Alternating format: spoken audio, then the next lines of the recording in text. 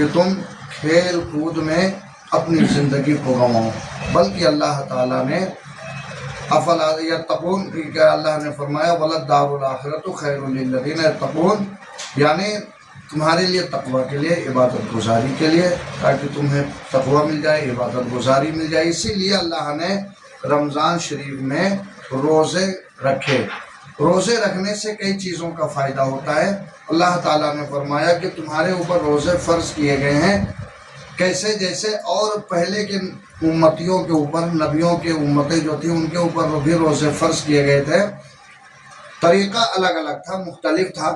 جیسے کسی نبی کے اوپر جو روزے فرض کیے گئے ان کی امتوں پر، تو ایک دن روزہ رکھتے تھے تو ایک دن افطار کرتے تھے۔ کسی نبی کے مہینے میں 3 دن کنٹینیو، ہر مہینے میں 3 دن روزہ کنٹینیو، ایک دن کے بعد ایک دن روزہ۔ مگر حضور صلی اللہ تعالیٰ علیہ وسلم کے اوپر 11 مہینے میں یہ ایک مہینہ کا کنٹینیو کا روزہ اللہ تعالیٰ نے فرمایا کہ یہ تمہارے اوپر فرض ہے۔ روزے میں خصوصیت یہ تھی کہ آدمی، پہلی بات تو یہ ہے کہ بھوکا پیاسا رہے گا، تو کبھی بھی اس کے سامنے اگر کوئی بھوکا پیاسا آدمی مل جائے گا تو اس کی بھوک اور پیاس کا وہ احساس کرے گا۔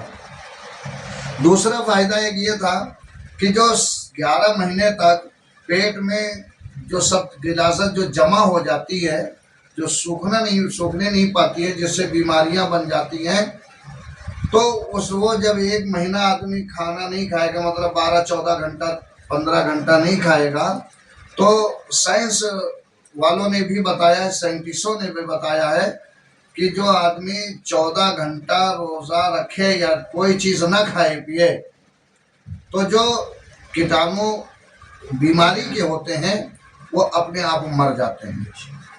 تو جب وہ مر جائیں گے تو آدمی صحت مند ہوگا، تندرست ہوگا۔ جیسے کنواں ایک ہوتا ہے اور اس کنواں میں تمام سارا پانی جمع رہتا ہے تو اس میں کئی وغیرہ لگ جاتی ہے، ٹب میں پانی ہمیشہ بھرا رہے تو مٹی جمع ہو جاتی ہے۔ تو اسی طرح جب اس کو صاف کر کے سکھا دیا جاتا ہے پھر وہ پانی بالکل صاف ہو جاتا ہے۔ اسی طرح پیٹ ایک ٹنکی کی طرح ہے، ٹنکی کے مانند ہے۔ جب آدمی 11 مہینے برابر کھاتا رہے گا تو اس میں بدہضمی زیادہ ہو جاتی ہے اور وہ چیزیں جمع ہو جاتی ہیں جس سے بیماری کے کیٹانو زیادہ بن جاتے ہیں۔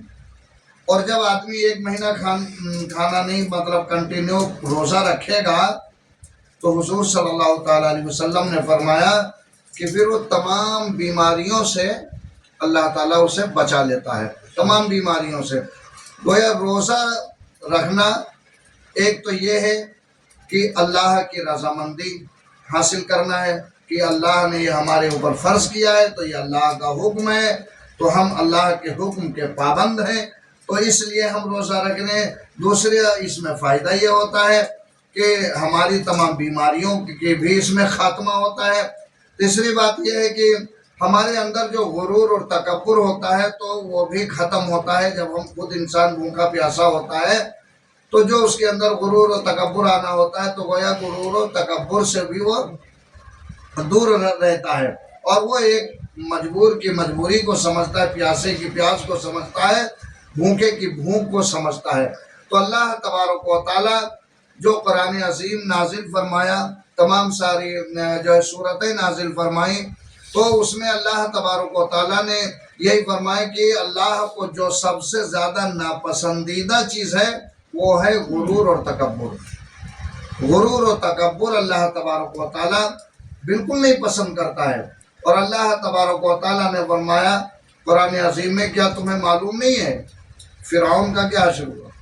آج چند دن کی جن کی عمر ہوتی ہے اور چند دن کی چند سالوں میں جن کی ترقی ہو جاتی ہے تو وہ اپنے آپ میں بہت بڑا قابل سمجھتے ہیں اور ان کے اندر غرور اور تکبر کی کوئی انتہا نہیں ہوتی ہے۔ تو آپ سوچو، تو پھر فرعون کو اللہ نے اتنی دولت عطا کر دیا، اس کو غرور کیسے نہیں لیتا؟ غرور تو آنا لازمی تھا۔ آج اگر 40 50 60 70 80 سال کی عمر میں 15 20 سال کی 30 سال 40 سال کی آخری والی عمر میں اللہ تعالیٰ دولت دے دے، 150 تولہ سونا دے دے، تو وہ مغرور ہو جاتا ہے، تکبر آ جاتا ہے۔ تو جس کے پاس پہاڑوں کا سونا رہا ہو تو ہیرو جواہرات کے بڑے بڑے پہاڑ رہے ہوں تو اس کے اندر تکبر آنا، غرور آنا کوئی بڑی بات نہیں ہے، یہ لازمی بات ہو سکتی ہے، کیونکہ اس کے اندر اس کے پاس اتنی دولت ہی تھی۔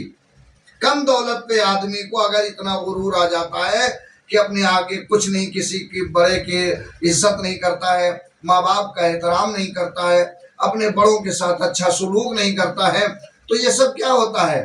یہ اس کے غرور، دولت کا گھمنڈ ہوتا ہے، یا اس کے علم کا گھمنڈ ہوتا ہے، یا اس کے خوبصورتی کا گھمنڈ ہوتا ہے، یا اس کے طاقت کا گھمنڈ ہوتا ہے، جس کی بنیاد پر وہ اپنے سے دوسرے کو فوقیت نہیں دیتا ہے، وہی وہ اپنے آپ کو سمجھتا ہے۔ تو اللہ تعالیٰ نے فرمایا کہ تم نے دیکھا نہیں ہے فرعون کا کیا حشر ہوا، نمرود کا کیا ہوا؟ نمرود کو تو لنگڑے مچھر نے مار دیا، اتنا اتراتا تھا تو تم کس کھیت کی مولی ہو۔ فرعون کا کیا ہوا؟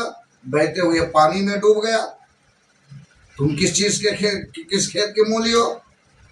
قارون کو دیکھو، زمین میں دھس گیا، شداد کو دیکھو، زمین میں دھس گیا، زمین میں جس زمین پر وہ اتراتا تھا وہی زمین نگل گئی۔ تو گویا اللہ تبارک و تعالیٰ نے جو فرمایا کہ یہ دنیا ہمارے لیے پرہیزگاری کے لیے ہے، عبادت گزاری کے لیے ہے، نہ کہ کھیل کود کے لیے ہے، نہ تماشا گیری کے لیے ہے، نہ غرور اور گھمنڈ کے لیے ہے۔ بہتر یہ ہے کہ تم اللہ کی رضا حاصل کرو، اور یہ رمضان المبارک کا مہینہ جو اللہ نے ہمیں آپ کو عطا کیا ہے وہ خاص کر اسی لیے عطا کیا ہے تاکہ ہم اللہ کے برگزیدہ بندے بن جائیں، اللہ کی رضا حاصل کریں، اللہ کی عبادت کریں، رب کی بارگاہ میں توبہ و استغفار کریں، اپنے گناہوں سے معافی مانگیں۔ اس 11 مہینے کے گناہ جو کیے ہیں اللہ تعالیٰ اس ایک مہینے میں رحمت کے صدقے میں، برکت کے صدقے میں ہماری مغفرت فرمائے، اور انشاءاللہ جب دعا کریں گے تو اللہ ضرور ہماری آپ کی مغفرت ضرور فرمائے گا۔